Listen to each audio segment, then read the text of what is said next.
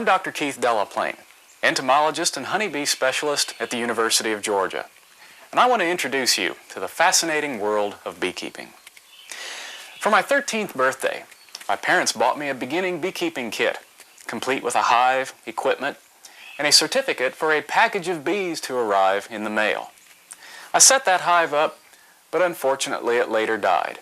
But a kind beekeeper helped me get started again, and I've been a beekeeper ever since. And I'm not alone. There are 140,000 beekeepers in the United States, keeping 3.2 million beehives.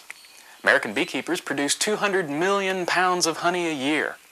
Plus, honeybees pollinate and make possible many of the fruits and vegetables that make up the American diet. In fact, the annual contribution of honeybees to crop pollination and production is over $9 billion. But to tell the truth, these aren't the reasons why I've kept bees since I was 13. I keep bees because I enjoy the outdoors. I enjoy helping a young colony grow in spring. I enjoy watching the bees make honey. I enjoy harvesting and bottling it, and I really enjoy selling it and making some money.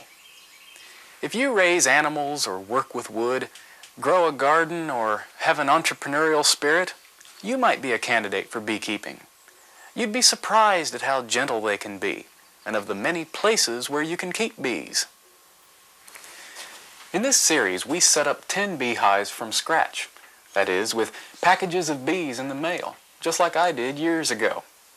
We follow the progress of this bee yard, or apiary, for one whole year, so you will see what you can expect during a year in the life of an apiary. But before we begin, let's look at some of the history of beekeeping. For centuries, honey and fruit were mankind's only sweets. Therefore, bees and honey figured prominently in early societies. The Christian Bible is full of references to bees and honey. Beeswax was used in art, and a weatherproof cloth, rust-proof metal, and make writing tablets. At first, people simply hunted bees in hollow trees or caves and destroyed their nests to get the honey and beeswax. But by 2400 BC, ancient Egyptians had learned to keep bees in clay pots and, probably, did not kill their colonies at harvest time. Ancient Greeks and Romans kept bees, and their philosophers wrote romantic, but biologically inaccurate, accounts of bees and their ways. Rome maintained commercial apiaries in Spain. During the Dark Ages, there was little advancement in beekeeping. However, in monasteries, the only oasis of literacy at that time, bees were kept, honey was produced, beeswax candles were made, and the ancient bee texts of the Greeks and Romans were preserved. During the Middle Ages, beginning about 1500 years ago, beekeepers started cutting trees that contained bee nests and keeping the log sections as hives. At this time, the well-known straw skep appeared. With Europe's discovery of the Americas, honeybees followed shortly thereafter. We don't know when or where bees were introduced to North America, but by the 1640s they were well established along the eastern coast. Many of the most profound discoveries in beekeeping were made in the 19th century. In the early part of that century, there was a rash of experimentation to invent the perfect hive, resulting in some outlandish designs. But then the American Lorenzo Lorraine Langstroth observed that bees in nature maintain a space of 1/4 inch to 3/8 of an inch around their combs. Within this space, bees will not build comb, but instead leave it open to allow movement in the hive. By using this principle of bee space, Langstroth built the first hive with movable and interchangeable combs. This breakthrough made possible the rapid growth and standardization of beekeeping in the United States. Langstroth's invention was quickly followed by wax foundation for building standard-sized combs, a centrifugal honey extractor, and a bellows smoker to calm the bees.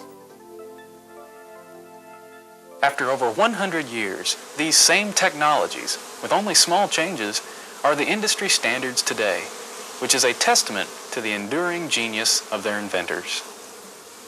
So let's get started establishing our apiary. There's a lot to get done during this first year. A hive is made up of stacked boxes called supers. This hive has 4 supers. Let's take a look.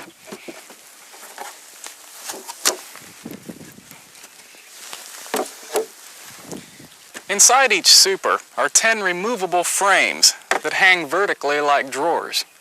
Bees build their combs on these frames. Almost all equipment nowadays is made to standard Langstroth dimensions. Let's talk about the placement of your hives. You will want the entrances to face south to southeast, because this provides maximum sun exposure. So, keep this in mind when you're scouting out locations for your bees.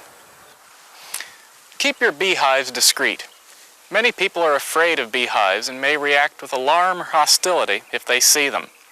Although properly managed beehives are not a public threat, there is still no reason to advertise their presence. Nevertheless, you should always inform your immediate neighbors.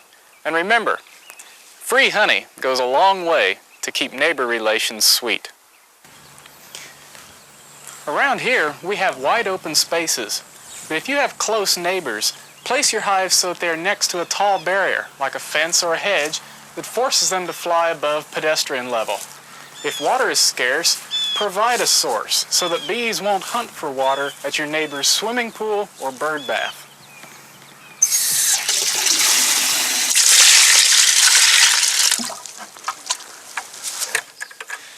Check your local ordinances about beekeeping regulations and register your hives with your State Department of Agriculture. Your county extension agent can help you with these and all of your questions about beekeeping. And now for some honey and bee trivia. In colonial North America, honey was used to prepare food and beverages, make cement, preserve fruits, and to make medicines and furniture polish.